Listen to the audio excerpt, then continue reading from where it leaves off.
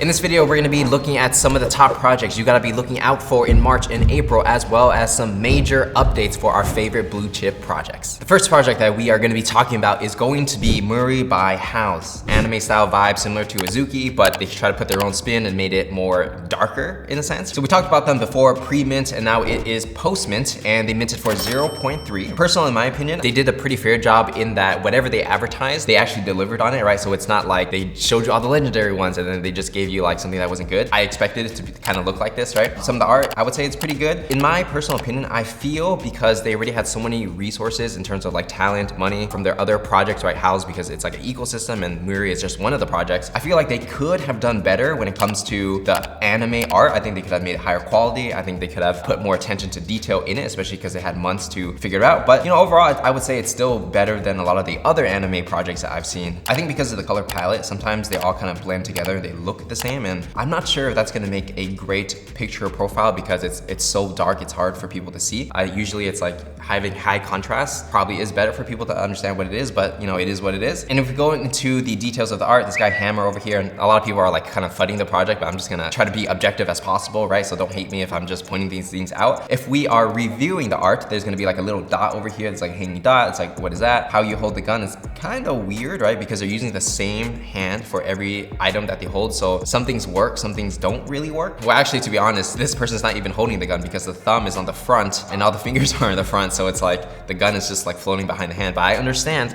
that it's difficult to like have that intricacy in the fingers and the dexterity because you're just putting a layer on top of a layer. So I understand why they did it, but I think they could have done it better if they put in the extra time. Here's another example. And again, it's just like nitpicking, but like, let's say there's a bubble gum and then there's a cigarette at the same time. It's like, why is there a bubble gum and a cigarette together? It doesn't really quite make any sense. But even with that said, you know, if we're looking at some of the other pieces, they look fine, they look okay. It's just like some of those small details that people nitpick. Even so, at a 0.3 mint, right now the price is pretty much at 1 Ethereum. And as we can see, just like a day before we were filming this, the floor was about like, you know, 0.7 and then 0.5. And then all of a sudden, everybody starts pumping it. I don't exactly know why everyone started buying this and now it's going crazy. You know, the volume for per day just went from going from like 383 sales all the way to almost 7,000 sales. That's actually crazy because I think the collection is only 10,000, right? So it's like, that's more than half the supply being bought up. So it's definitely pumping now. Is that the time to sell? Possibly because the volume, it feels kind of unnatural. I don't know why it just pumps up. Maybe it can pump up again, but then for a lot of projects, you know, not saying every single project, but a lot of times when there's a huge pump, maybe there's another day of pump and then usually it can't sustain because people are just like doubling and tripling their money. So they're gonna sell it. It might be unsustainable to have like a 1 ETH floor, personally in my opinion, but totally could be wrong. And I think the narrative that is really driving this project is their ecosystem, right? Like I said before in my other videos, House is a company that has multiple NFT projects that we talked about. And if we kind of look at this ecosystem, but essentially they're gonna have like this clothing brand, they have Muri, which is the avatar project, they have these pets, and then they also have this other project called a House Pass, kind of similar to Nano Pass in a sense, but then they're kind of creating their own thing and you get something every month. But something similar to that idea, if you look at it from a high level perspective, it's like a lot of different projects under one umbrella, and then somehow they all kind of connect. Similar to how NanoPass has like Nano Passes and then Nanoverse Phase 2, and they have Project PXN, then they have NFT Keys, which all are their own separate companies, but somehow they're trying to integrate all these things. House is kind of like doing the same thing, and I think that is what people are looking to buy in 2022, to be honest, because a lot of these projects, they just come out with PFP and then they're done, take your money and disappear. And the narrative is like, oh, if somebody builds an ecosystem, then they're in it for the long term, and they're gonna create all these brands, and they're gonna keep raising money, and then they're gonna be here 10 years from now. That's like the narrative play that people are going for, and that's kind of what House is kind of doing. And my suspicion is that a lot of people believe in that, and so they buy it, and they see other people buy it, and they all just kind of FOMO into it. Just on that note, right, you know, moving away from Muri, but just talking in the NFT space in general, this is this guy Whale Shark I follow on Twitter, but sometimes he has some like pretty good insight, and he's like pretty big collector in the NFT space, and he doesn't really flip, he just buys it and holds it. But he said like, unpopular take, but PFPs are the cancers to NFTs. They are aggressive and expansive, they don't really do anything, can be dangerous, livelihood threatening, absorb resources, otherwise healthy. I mean, looking at the comments, some people agree, some people disagree completely. I'm kind of in the middle. I think it really just depends on the intention of the founders and the core team, where, you know, some larger organizations have the intention to build a long-term ecosystem like BAYC, Cyberkongs, Ninopass, Kaiju Kings, Karafuru. There's just some, but there are many others planning to build a large ecosystem, and it's quite aggressive and expansive. That is correct. Some other people, they promise all these things, they just end up copying all the features of other projects, and then they don't really care too much about it, and they're really just trying to make money, and that's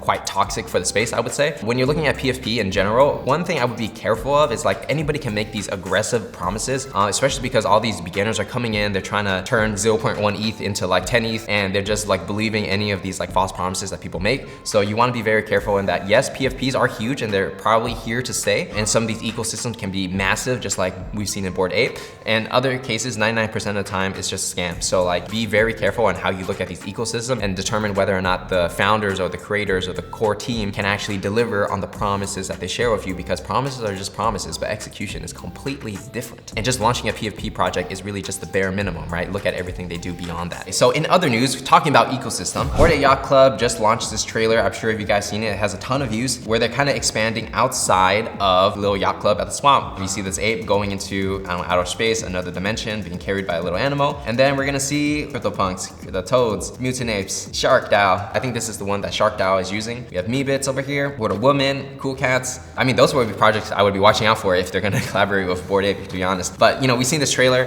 where they're building out a metaverse, and this is huge because Bored Ape right now is dominating the charts, right? Like if you go on OpenSea, we see the stats, like what are the things that are like trending, or what are the things that get the most volume? Bored Ape, Mutant Ape, Muri's up here because, you know, obviously the review. Bored Ape Kennel Club, CryptoPunks, and then Meebits should be number 10. You know, Yuga Labs is killing it, right? Now they're building out their ecosystem. They have the token now, they have the land, and I'm sure they're gonna expand much further. And to talk about what that expansion looks like, let's go ahead and get into the leaks. So the Autistic Wizard posted this, but I'm sure like he got this from somewhere. So essentially all those characters we've seen in the trailer, right? The one that we just saw, they're in this leak where we have the Cool Cats, What a Woman. We didn't see Doodles, I don't believe, Artifact. So basically they're building SDK that allows creators, collectors, and developers to build any community it wants within their ecosystem. So it's kind of like the Sandbox or Decentraland if people actually used it. I don't know if this is the official thing, but this is just what leaked. Each polyland have possibilities of containing natural resources, rare artifacts, and if you're lucky, a coda. And the coda is like gonna be that little animal that we saw. So we have the different land, different resources, more resources you get, probably more value you get when it comes to like yielding some kind of token or something like that. And then the codas, these are gonna be the codas, like that flying thing that we just saw. I guess you're gonna get some NFTs when you hopefully buy some land, right? So all this is looking pretty bullish on Bored Ape as an ecosystem. Again, like we have some top tier investors like Andreessen Horowitz that have invested large sums into Yuga Labs. So it's like they have the connections, they have infinite money, they got the smartest people coming into their ecosystem, they have all the connections when it comes to like celebrity wise, and legal side, they probably have that down as well. So it's like they're looking like they're gonna be taking the cake. But yeah, pretty interesting stuff. Now another project that I think has a potential to kind of take it to the next level like Bored Ape did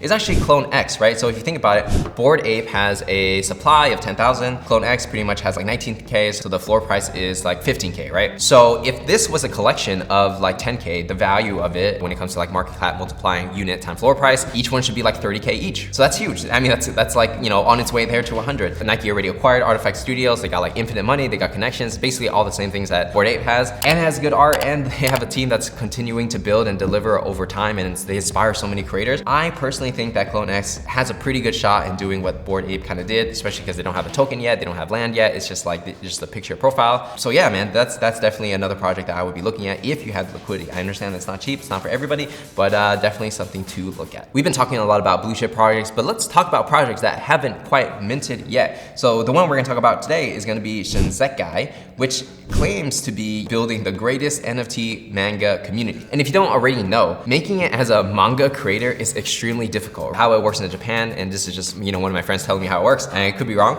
but it's like the manga, people who create mangas don't really make that much money. The publishers, you know, are very aggressive in terms of like what percentages they get in general. That's why manga artists don't really make that much money. And even the publishers are operating on razor thin margins because the majority of people who read manga actually do it illegally on different websites. And if you read manga, I'm sure you did that too. And so it's interesting that they're trying to do an NFT for the manga community, because this, if successful, the concept, I'm not talking specifically about, you know, this team, but the concept itself, if they're able to raise money and then like have a thriving ecosystem for the manga community, I think that would be huge. I think that's an untapped market. So let's see how this is gonna go down. So, you know, looking at the art itself, personally, I would say the legendary ones are pretty good. So when it comes to like some of the common ones, I think they're all right. I wouldn't say it's like amazing 3D art. You know, I guess it's just personal taste, but I would expect better if you're gonna be building the best NFT manga community. But again, it's all personal taste. So like if you like it, right? So according to the roadmap, their team is like 23 people and growing. So essentially, you know, by buying this NFT, you're also participating in helping fund their manga that they're putting out for their specific NFT. And again, mangas themselves don't really make that much money. So like, that's not really a revenue driver for this project. The money from this project probably will be created from the mint and then the royalty of people talking about it and and selling narrative, and they just take a percentage every time you buy and sell. So it's hard to say if this is gonna be a successful brand. I mean, it's like they're kind of like just checking all the boxes, but there isn't anything that I personally see that makes it quite unique. But if you're interested in this stuff, just give it a follow and see what's up. Next project we're gonna talk about is F crystals. Now I've been talking about these for a while, but recently the price of these crystals just dumped. Now if we look at the IC tools, like I said, you know, it was going up, it's going up, it's going up, and it's going to like 3 ETH, and then bam, everyone's like selling it. Why are they selling it? Well, this is the thing to watch out for, right? So when a project is about to do like phase 2, where they're gonna say like, hey, everybody who owns this thing is gonna get the next thing. Sometimes what they do is to take a snapshot of like the Ethereum blockchain and say like, everybody who owned this piece at this time is eligible to get the next thing. After that snapshot, what happens is that people got the snapshot that they wanted and they're just gonna dump the project, right? So it's like they rolled the profit up, got the snapshot, and then now they don't need that original piece anymore, so it dumps. So now the price is gonna be like, you know, 1.4. So that typically happens every time, you know, there's an NFT that promises you to get another NFT. After you get the thing that you wanted, everybody sells it because they don't need it anymore. So a lot of times that might be the time to buy something at a cheaper price. Yes, you don't get the, you know, number 2 NFT that they promised,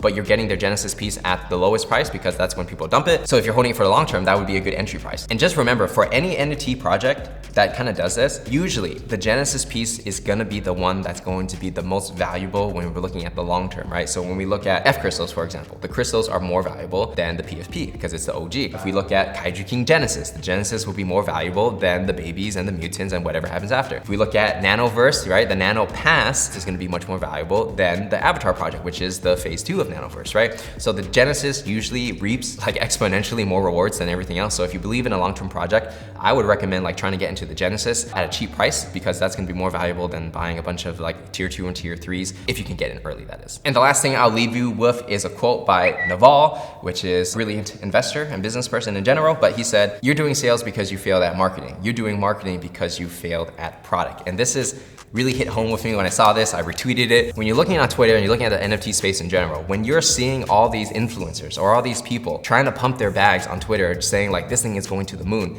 99% of the time it's not going to the moon, or if it pumps, it's gonna dump because it's not sustainable. And so it's like marketing, right, but pushing borderline sales. And I feel like the communities that really do the best are the ones that have product market fit, meaning that they look for a starving market and they just create a product, and then the moment that audience sees that product, they're going to just buy it without much convincing. The more a project needs to convince you like, hey, buy my thing, buy my thing, buy my thing, the more red flags I have. It should be like, they just look at it and they get it and they're like, this is for me. And so I think people who are doing that really well is Kaiju Kings. They're kind of doing like the 90s pixel art kind of vibe. So, you know, the moment like you see it, you want to buy it. That's how I felt when I first purchased the Kaiju King way back when they first launched. Like Ray, who's the founder of like NanoPass, and he's doing all the other projects like PXN and NFT keys. I think he's really smart when it comes to product market fit, because like if you look at NFT keys, people love keyboards. Like I literally just spent like $800 ordering a mechanical keyboard myself. People have money, they're gonna buy this thing, and let's just make an NFT for that community. Product market fit. You don't even need much pushing. You don't need marketing. It's just like the audience is already there. They're starving. They're gonna buy it the moment they see it. So if you're looking for any new project, just ask yourself, does this have product market fit? Or even taking it a step further in NFT space, it should be, you know, does this have a minimal viable community? Is there a community that can come together and put their energy into your product? Because if that's the case, then it's gonna be so much easier to understand like what actually sells and what doesn't. If you enjoyed this video, make sure to join our Discord where we're gonna be dropping a new NFT coming soon. Follow me on Twitter, and I'll see you guys in the next one.